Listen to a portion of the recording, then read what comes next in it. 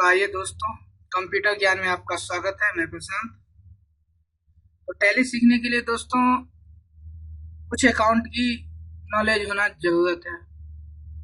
दोस्तों अकाउंट की नॉलेज के लिए सबसे पहले हम जानेंगे कि हम बताना चाहेंगे कि 1494 ईस्वी में अकाउंट आया था, जिनको लुकास पेसियोली जी ने लाए थे, और अकाउंट का पिता उन्हीं को कहा जाता है, यानी लेखांकन के पिता लुकास पेसियोली को कहा जाता है, और फादर ऑफ अकाउंटिंग भी उन्हीं को कहा जाता है। फादर ऑफ अकाउंटेंट उन्हीं को कहा जाता है। तो आज मेरा तीसरा लेसन है, और इस लेसन में आपको अकाउंट के बारे में कुछ बताना चाहता हूँ। तो दोस्तों अकाउंट जो है सो एक बुक कीपिंग है, और इसे हम पुस्तक रखाव यानी पुस्तक रखने का सही तरीका कहते हैं।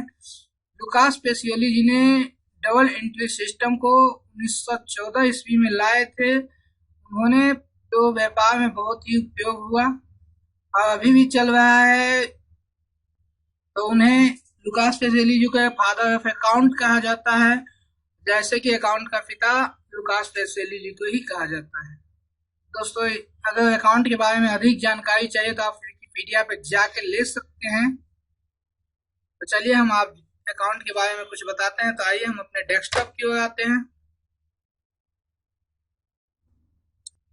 सबसे पहले आ जाए व्हाट इज अकाउंटिंग यानी लेखांकन क्या है। तो लेखांकन के अंदर ट्रेड यानी व्यापार, प्रोफेशन यानी पेशा, बिजनेस यानी व्यवसाय, ऑनर यानी मालिक, कैपिटल यानी पूंजी, ड्राइंग यानी आहरण, गुड्स यानी माल, परचेज यानी क्रय, परचेज रिटर्न यानी क्रय वापसी, सेल्स यानी विक्रय, सेल्स रिटर्न। तो ये सब अकाउंटिंग के अंदर ही आते हैं।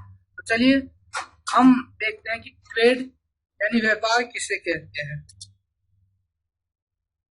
देखिए ट्रेडर्स यानी व्यापार, लाभ कमाने के उद्देश्य से जिस भी वस्तु का क्रय विक्रय करते हैं उसे हम व्यापार कहते हैं।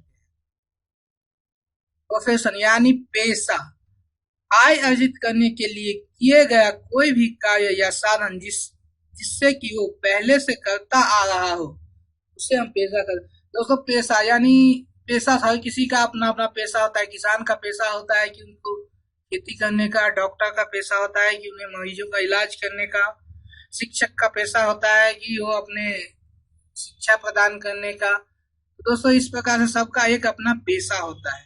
तो आइए अब आते हैं बिजनेस।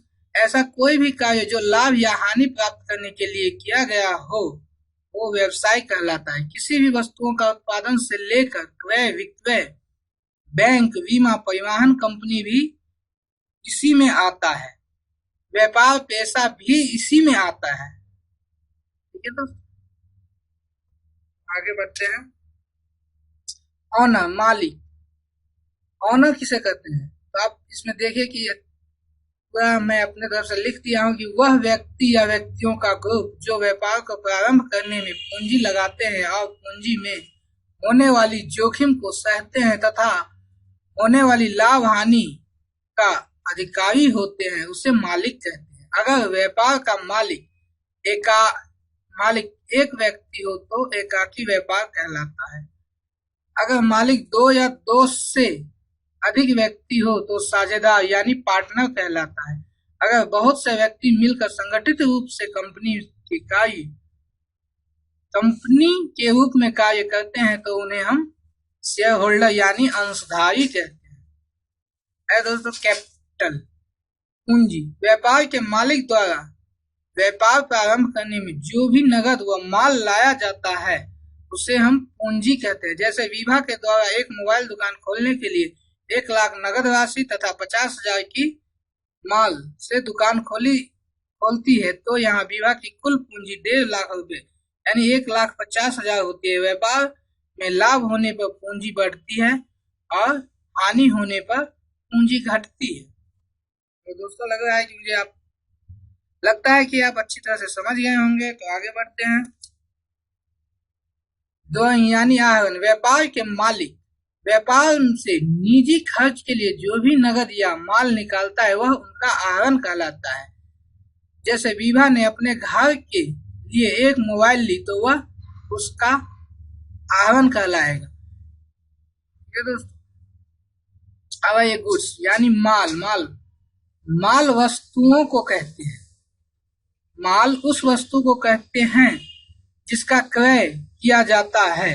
माल के अंतर्गत वस्तुओं को तैयार करने के लिए कच्ची सामग्री या वस्तुएं भी हो सकती है या तैयार माल भी हो सकती है।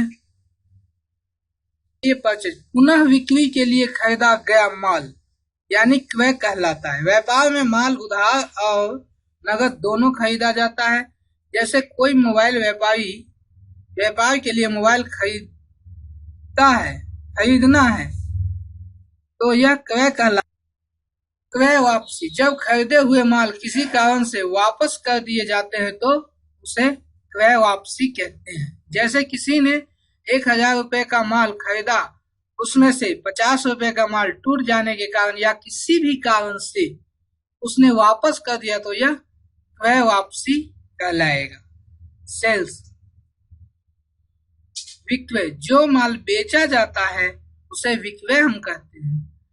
जो माल नगद बेचा जाता है उसे नगद विक्रय यानी कैश सेल्स कहते हैं और जो उधार बेचा जाता है उसे विक्रय यानी उधार विक्रय यानी क्रेडिट सेल कहते हैं। तो आपका भी शॉप होगा या किसी का शॉप होगा तो वहां पे माल दोनों तरह से बेचा जाता है। कोई भी हमारे प्रोडक्ट होते हैं तो उसे नगद और उधार दोनों तरह से बेचे जाते हैं तो उसे हम विक्रय कहते हैं।